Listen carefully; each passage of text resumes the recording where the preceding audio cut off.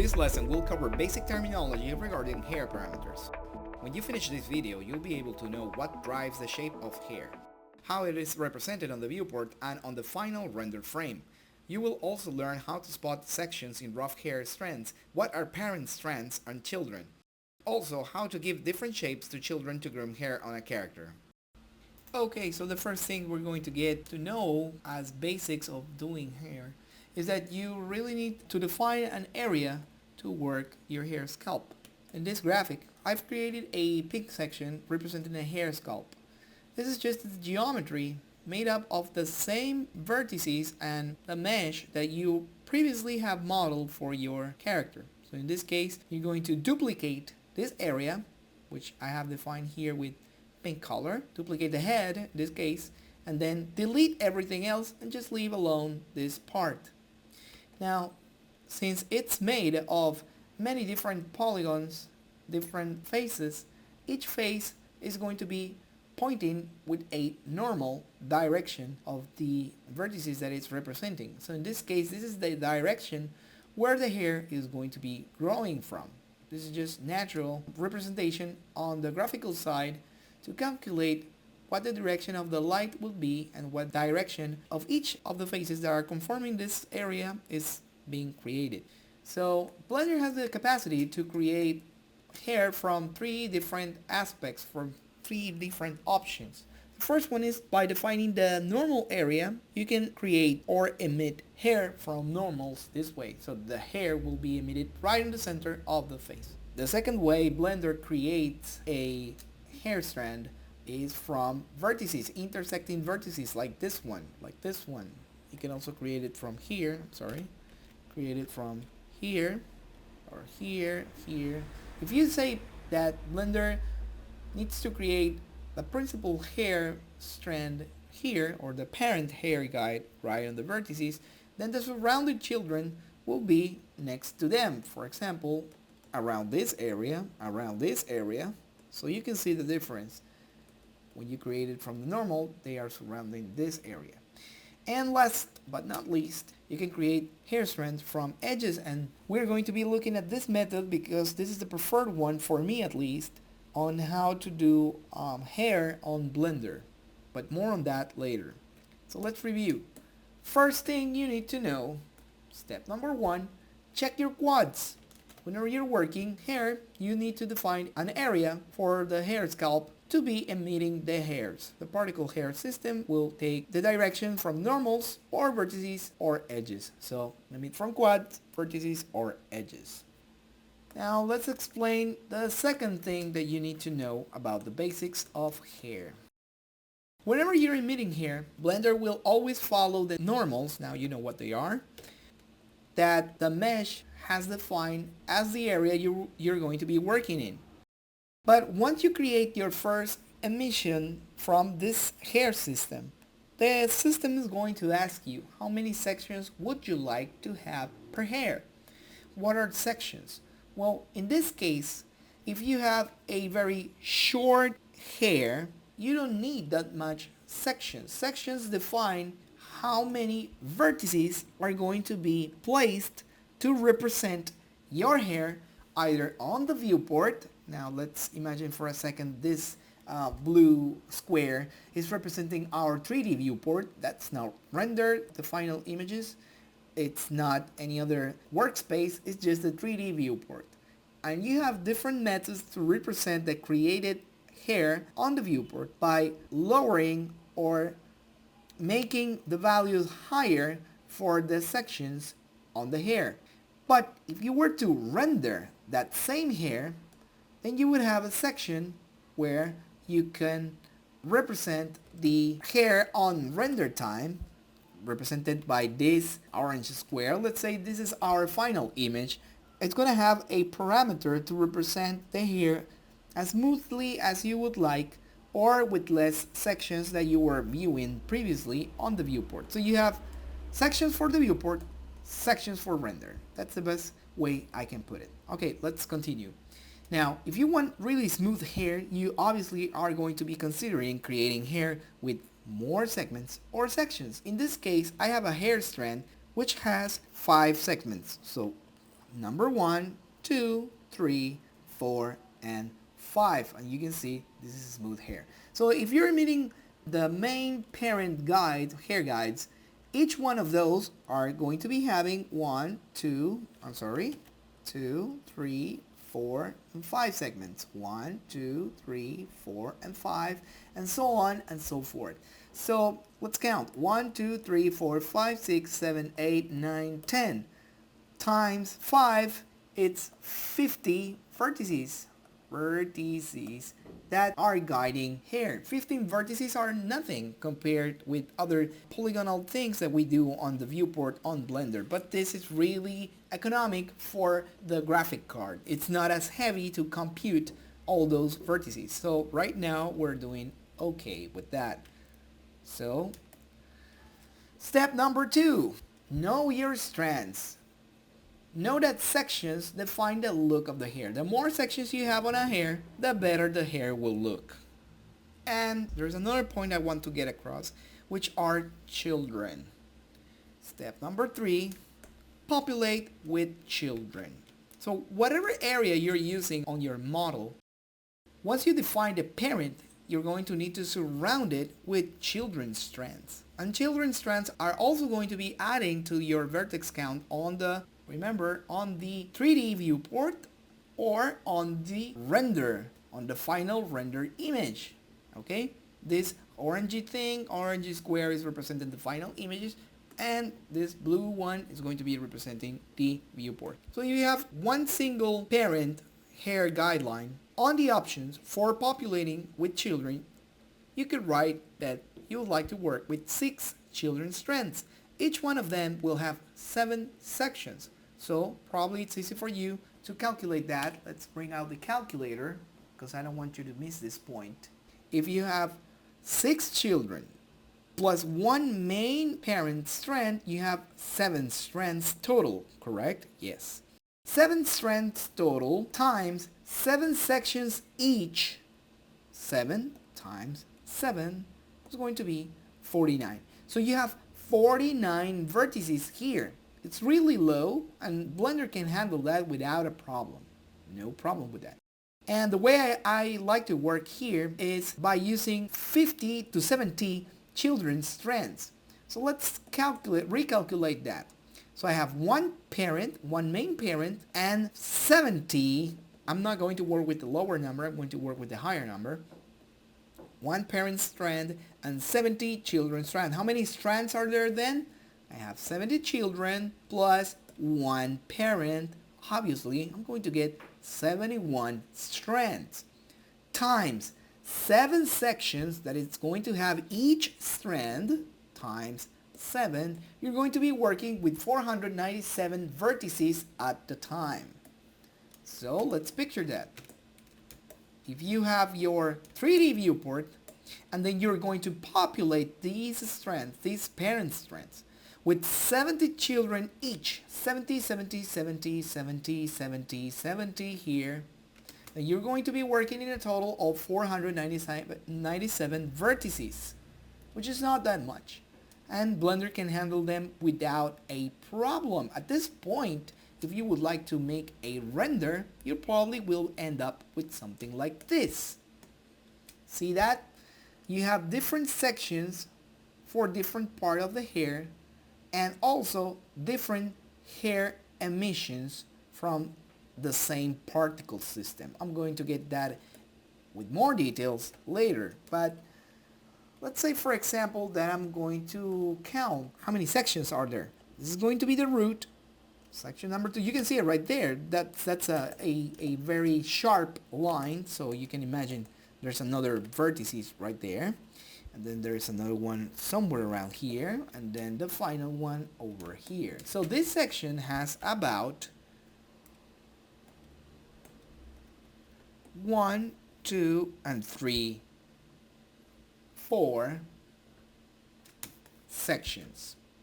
You can count them down here as well. 1, 2, 3, 4, 5, and then finally 6. So this section has 6 section vertices on this main strand. You can see less sections down here. Like for example, 1, 2, right there, 3, 4, and then finally, actually they end up right there, 5. 5 sections for this hair strand.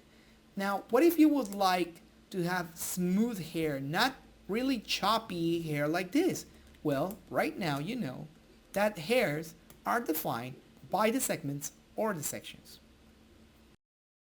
Now there's a pretty neat concept that we have here in Blender, which is also going to help you with your representations on the viewport and for your hair strand.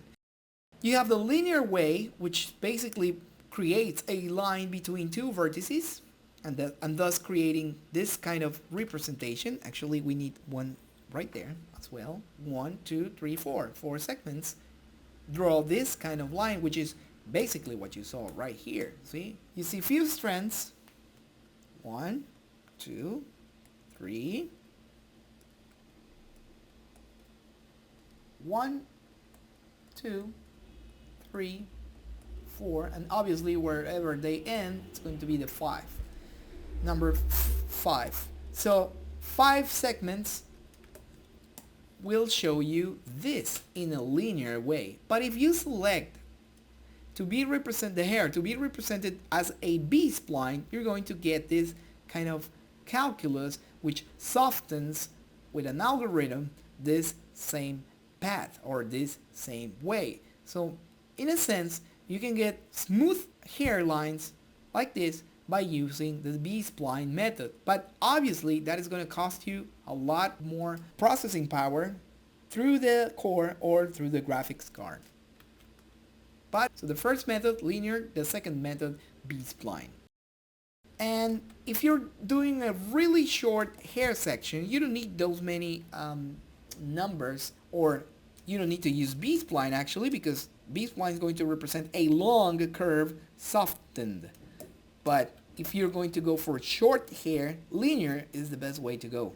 And as you can see right there, you only get 2 sections per strand. And that's the way we would like to work to be efficient at render times. So let's imagine that for a second you're working in a viewport. Remember, this blue square is representing the viewport now.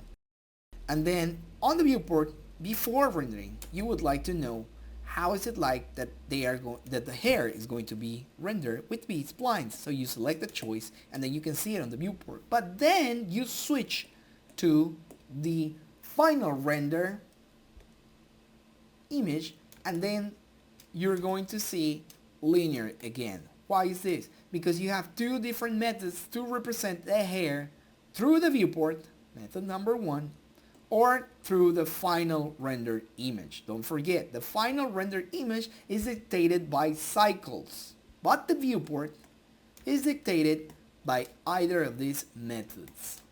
We'll see more of that later. But for now, let's remember and let's recap what we've just learned. Step number 1, check your quads. You can emit from quads, vertices, or edges. And this is the way Blender can represent either of those. These yellow zones right there represent the children that you can accompany your main hair guide. Step number 2, know your strands.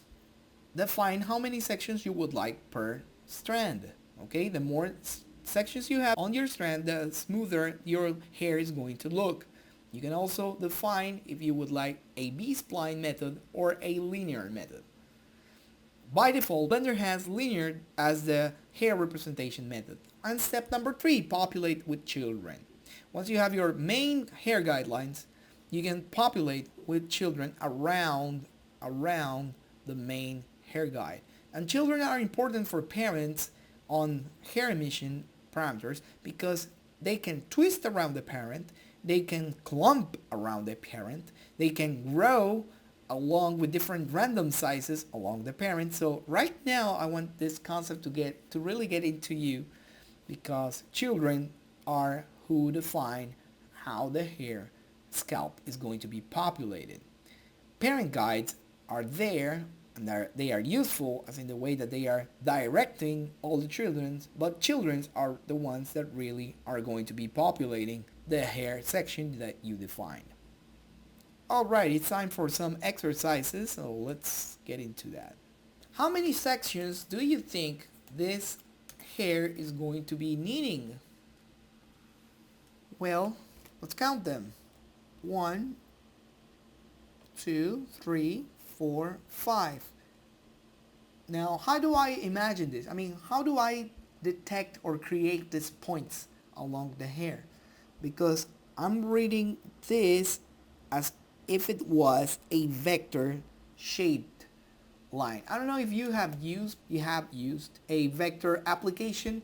If you get poles like that, you already know that the curve, or rather the representation of the curve, is going to be like this, soft curve. But if you don't have poles, then all you do is just linear. I think you get the concept right there. So in this case, that's what I'm imagining when I'm doing this on the top of her head. Now, what groomers usually do is that they plan beforehand how they are going to be laying those layers of hair, if we can say that. They define the first areas, the areas that are going to be working with shortest strands and then the longest strands, and how they are going to be layered all around the hair scalp. So in this case, I have more sections on this green area.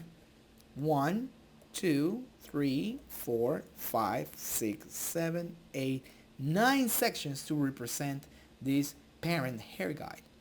But over here, I only have 1, 2 for the curve, 3, 4, 5, 6, and 7.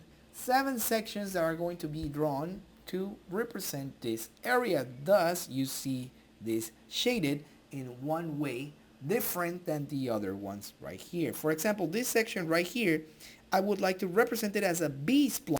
So while these sections are represented, well, maybe this one, it's represented linearly, this one and this one, I'm going to be checking for B-spline parameters for the options to be represented on the viewport.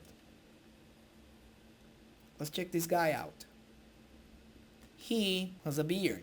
Also has a different hairstyle than we have previously seen. So let's address the beard. You can do this two ways. You can do one entire beard section, doing the strands from where they are born until they stop emitting, or you can do this as a layered. If you're going for the realistic look, you should go for the layered section, because it is not a long hair that he has, but rather shorter hairs that overlay in top of each other. So that is why I'm representing here with only 3 sections, 1, 2, and 3 for the first area. And the same thing goes right here, 1, 2, 3, probably 4 sections for this area, since these are very messy hairs and probably would need more sections. I will leave this part for later. And also, I have shorter hair here, and if you remember what we just said about the shorter hairs, we don't need that much sections, so probably 2 sections will do for the mustache. We can talk about the eyebrows as well. Probably 1, 2, 3 sections will be needed for this area. I'll let you decide that. Okay, but this is what I really wanted to address. Now, notice this character has almost no hair here. He's got an even shorter hair down here, and it almost has nothing of hair down here. So how do we simulate this faded haircut? Well, we have a parameter called density. Density, in reality, defines how many hairs are going to be used for this area. But density will only complete just one part of the job. The second part of the job on this section is going to be called length. So we need to define density and length. These two are going to work together. Short, faded hair. To create short, faded hair. And how is that possible? Well, we can define the areas by painting a vertex map on which area we want to be affecting for this geometry. So right now, we're just mentioning that very quickly. We're going to go into in-depth ahead in the video. So now you know what to do there. But if you notice, this guy has this kind of waxed hair doing all these sharp hairstyles like an anime. So kind of like that. Okay, so this is another concept that I want to introduce to you, which is called clump. Okay? Clumping makes the children, let's redraw that on a yellow scale. I'm sorry. Let's do that like this. This is the parent hair guide, right? This is representing the parent hair guide. Of course, you're going to comb it or model it forward. And then you are going to create children around that area. That same area, just like we represented before, right? And you have children all over here. Each one representing their parent. That's good. Children do represent their parents. But we need this. We need sharp amounts of hair in a certain point of the hair strand. And that's what we call the clump. Clumping, what it does, is tell children to follow really, really, really closely at the top of the tip of the parent. And that's what it's doing right here. So you have many different children clumping around the parent. This is the parent, and they are clumping around the parent. Now, he also has some sort of twisted children around the main parent. So you can see it right there. Children are being represented with twist and clump. So when you combine these two, twist plus clump, you're going to get this kind of results. And from there on, it's very easy to manipulate what you want for the final result. You simply turn off children or lower the amount of children represented in the viewport. I'm going to switch back this so you can remember. Viewport. This blue square is representing the viewport. So you can see it right there with low, simple steps. And then, once you're going to get to the cycles render engine, represented on this orangey square, then obviously you're going to get B-splines for the representation or more sections for the cycles shader for the hair. Alright, enough of that guy. Now let's go into this guy. Oh boy, now this one is going to be an interesting one. What do you do when you have this kind of patterns? I mean, he is clearly emitting hair guides, okay? But the children are also being emitted as a short surrounding areas. I mean, not that much really. So how do you define this kind of pattern? How do you work with designs like this over the head? What parameter could possibly control this thing? Well, it's very easy. This, just like this one, and just like we saw over here, it's going to be working with probably a texture map.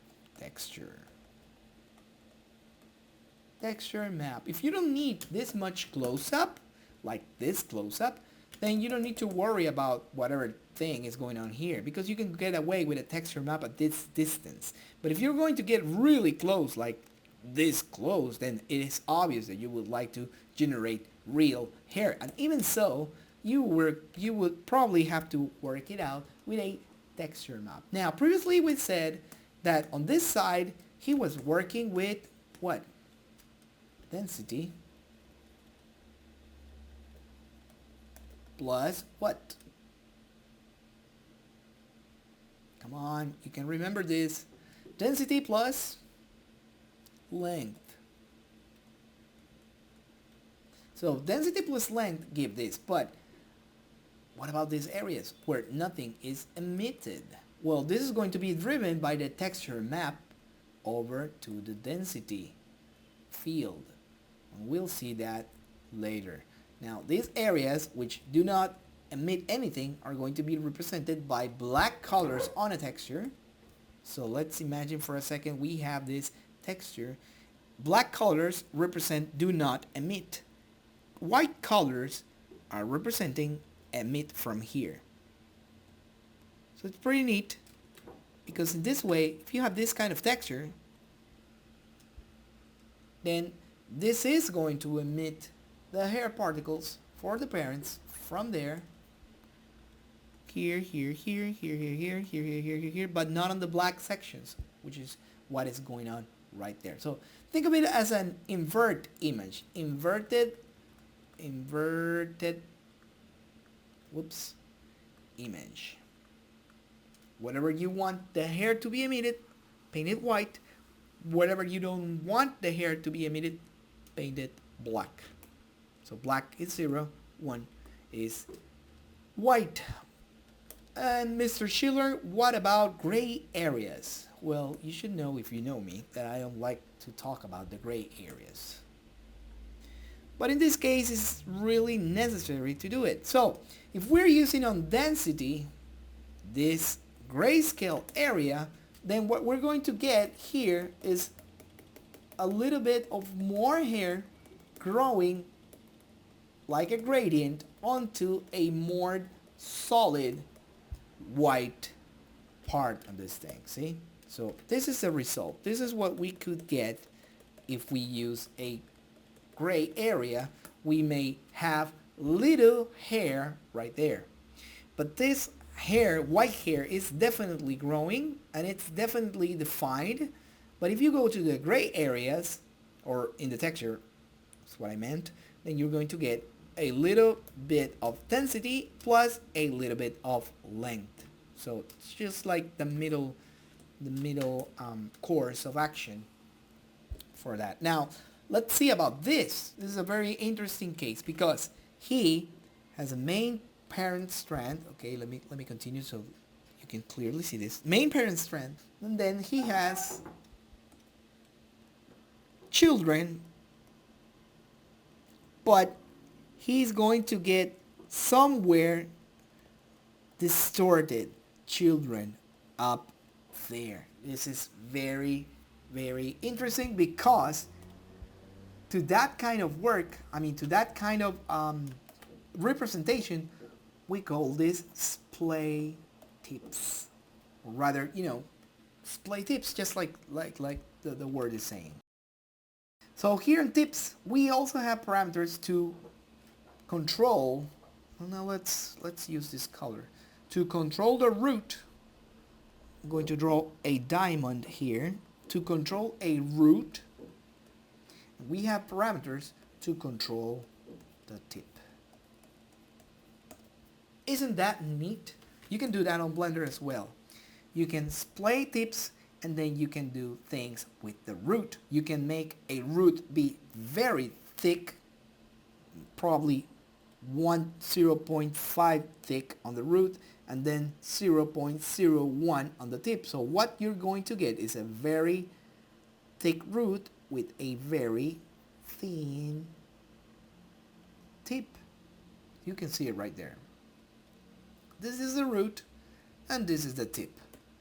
And then you define the parameter. You want 0.5 for the root and then 0.01 for the tip, which is almost a very, very thin hairline. Now, how do you define these measurements? This is something I've been really wanting to share with you since the beginning of the tutorial because I really need you to get this pretty much dominated on your mind when you're doing this kind of works. I'm going to go with this color since it's the official Blender. Now let's imagine for a second that we have this. Okay, we have the Blender grid, the up, down, left, and right. How do we define where do the measurements for that? Okay, I want you to picture this very clearly. Right now, I'm looking this from the top view, and this is the 0 origin. And then you have your axis, like X, Y, Z. So how do you calculate how much of the length or the width in a root or a tip are going to be working on Blender? How do you know that? Well, it's very easy. All you have to do is to create some very basic geometry. For example, a square. For example, a, I don't know, plane. Anything you would like. Blender will always create it at the center. This is called the origin of the viewport. Then you have a grid. So you should imagine that if you go this way, you're going to get 1 unit of whatever it is. You can get 1 unit as a centimeter unit, 1 unit as a feet unit, whatever it is always 1 unit. You can also arrange how big your units are from Blender. You can do that, customizing it, but this is a very quick way to explain why you see the grid you see and how it's measured, so you can also measure whatever things you do there. But basically, if you open Blender by default, 1 square like this is going to be representing 1 unit of anything you have on the screen. That's the way it is. And then you have another one direction going this way, which will also represent 1 unit. Okay? And this is a positive unit up there. This is a positive unit up here. That's why if you move here, probably 0.5 is a very big unit on your measurement system, so you may want to check that out. If that is too big, let's picture the following scenario. I only want it as 0.005.0005. That will get us somewhere closer to this line. Probably that's just too much. Maybe you would like to experiment with 0.05. That will get us closer to here. But I just said 0.5 so you can get a general idea of what's going on. For example, here, see, it's 0.001.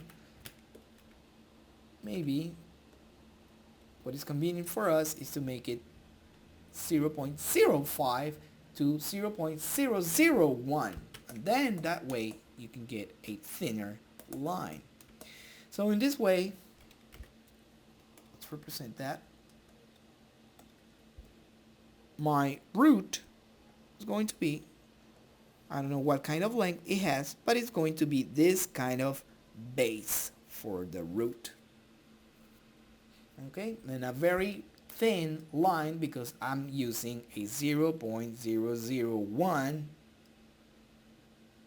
representation of this grid for my strand. So that's how you keep measurements in your mind whenever you're doing this kind of settings for the hair. So let's review everything again. Groomers see everything by areas. You never approach a hairstyle to one single area. You would like to work in areas. And by defining areas, you also define how many points of the strands you're going to get for parents and also how many children you're going to get. And speaking about children, children can have properties like twisting around a parent or clumping around a parent. You can also try less sections per strand to get shorter hair look nice without the need of much calculation, or you can also layer, like in this case for this beard, different sections for different kind of hairstyles. In here, we learned that we can work with density plus length to create this kind of effects using either a texture map or defining vertex groups. And also, whenever you're emitting something like hair, you have parameters such as root and tips, which can do many different things. They can splay at the tip, which means that they can be open away from the parent, or you can also work with the root in a way so that the children can get a thinner or thicker representation to create this kind of effects. You can also create more randomness around children for length or for clumpiness. I hope you have really enjoyed this basic introduction for hair parameters, hair quick overviews, hair quick relative values and concepts so that you can develop your own hairstyles.